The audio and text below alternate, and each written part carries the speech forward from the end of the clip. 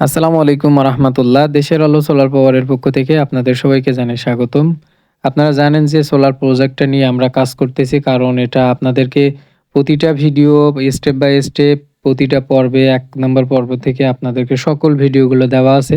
যারা দেখেননি অবশ্যই সেখান থেকে দেখে আসতে পারেন। আর যারা দেখছেন তারা তো জানেনই আমাদের কাজের অগ্রগতি কতদূর। আলহামদুলিল্লাহ আজকে কিন্তু পাইপ ঢুকতেছে। এখনো পর্যন্ত কোনো সমস্যা হয়নি। অলমোস্ট আমাদের পাইপগুলো প্রায় ঢুকানো শেষ হয়ে গেছে। অল্প কিছু পাইপ বাকি আছে। এগুলোই ঢুকলেই আমাদের কাজ আজকের মতো শেষ। আমরা যখন এখানে কাজ করতেছিলাম, এলাকার অনেক মানুষজন তারা এসে দেখতেছিল এবং বাচ্চা-কাচ্চা তো মানে ভরি আছে চারিপাশ দিয়ে।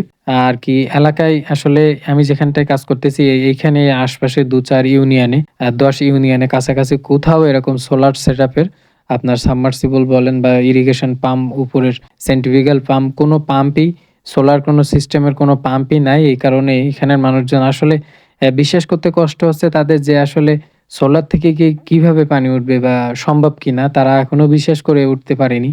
এজন্য সবাই এসে যখন এখানে কাজ হয়, সবসময় বাচ্চা-কাচ্চা তো থাকেই, আরো মানুষজন সবসময় একবারেই ঘিরে ধরে থাকে। যাই হোক এগুলো দেখতে ভালো লাগে। তারাও এটা দেখার জন্য অতি উৎসাহী যে আসলে সোলারে কেমন পানি ওঠে। ইনশাআল্লাহ আপনাদেরকে যারা কন্টিনিউ ভিডিওগুলো দেখতেছেন তারা দেখতে পারবেন। আগামী ২ থেকে ৩ পর্ব পরপরই আমাদের ভিডিওগুলো চলে আসবে এবং আমরা দিতে থাকবো। প্রতিদিনই আপডেট দিয়ে থাকি আপনাদের। আজকের মতো আমাদের বোরিংয়ে পাইপ সম্পূর্ণ ঢোকানো হয়ে যাবে। একদিন পরে আমরা ওয়াশ করব। তারপরে ইনশাআল্লাহ আপনাদেরকে পাম্প হচ্ছে ঢুকাবো। সেদিন পানি উঠাই ইনশাআল্লাহ আপনাদেরকে দেখাবো।